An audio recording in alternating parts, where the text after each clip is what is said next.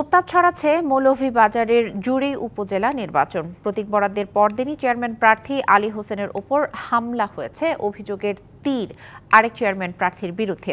হামলা নিন্দা জানিয়ে সুষ্ঠু ভোটের পরিবেশ নিশ্চিত করার দাবি জানিয়েছেন অন্য প্রার্থীরা। পুলিশ বলছে, আইন শৃঙ্খলা পরিস্থিতি স্বাভাবিক রাখতে প্রয়োজনীয় পদক্ষেপ নেওয়া হয়েছে।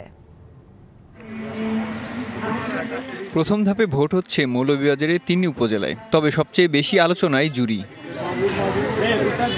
প্রতীক বরাদ্দের পরদিন ২৪শে এপ্রিল হামলার শিকার হন চেয়ারম্যান প্রার্থী মোহাম্মদ আলী হোসেন। এ ঘটনায় অপর চেয়ারম্যান প্রার্থী কিশোর রায় চৌধুরী মনির ২ সমর্থককে আসামি করে মামলা করেন আক্রান্ত প্রার্থীর ভাই। আমার ভাইয়ের উপর অতর্কিতভাবে হামলা করে মনির কিছু গুন্ডা লোক, তাদেরকে আইনের আওতায় আনে সুষ্ঠু বিচার যেন আমাদের দেওয়া হয়।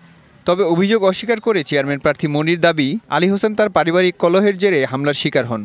তো আমার উপরে যে অভিযোগ আনা হচ্ছে সেটা সম্পূর্ণ অসত্য এবং মিথ্যা। আমরা জানতে পেরেছি যে এই ঘটনাটি তাদের পারিবারিক বিষয়, এটার সাথে আমার কোনো সংশ্লিষ্টতা নেই। হামলার নিন্দা জানিয়ে নির্বাচনে সুষ্ঠু পরিবেশ চান অন্য প্রার্থীরা।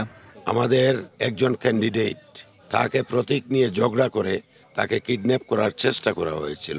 এই সব ঘটনা আমি প্রশাসনকে বলবো, এটা কড়া মামলা করে এদেরকে আইনের আওতায় আনা প্রয়োজন। পরিবেশ কিছু উচ্ছৃঙ্খল আমরা দেখতে পাচ্ছি।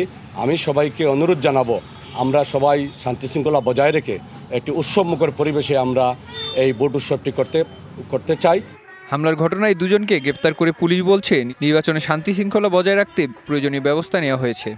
যারা এই হামলার সাথে জড়িত তাদের বিরুদ্ধে অভিযোগ নিয়েছি এবং তাদের গ্রেপ্তার করতে সক্ষম হয়েছি। নির্বাচন যেন সুষ্ঠু এবং শান্তিপ্রিয়ভাবে সাধারণ জনগণ ভোটে অংশগ্রহণ করতে পারে, সেই লক্ষ্যে আমরা কাজ করে যাচ্ছি। হামলা নিয়ে লিখিত অভিযোগ পেলে ব্যবস্থা নেওয়া হবে বলে জানান সহকারী রিটার্নিং কর্মকর্তা। আচরণবিধি লঙ্ঘন সম্পর্কিত কোনো রিপোর্ট যদি কেউ আমাদেরকে লিখিত দেন, তাহলে অবশ্যই এইখানে ম্যাজিস্ট্রেট এবং ইলেকশন কমিশন অবশ্যই ব্যবস্থা গ্রহণ করবে। ৮ই মে জুড়ি উপজেলা নির্বাচনে চেয়ারম্যান পদে ৬ জন, পুরুষ ভাইস চেয়ারম্যান পদে ৭ জন এবং মহিলা ভাইস চেয়ারম্যান পদে ৩ জন প্রতিদ্বন্দ্বিতা করছেন। DBC news desk.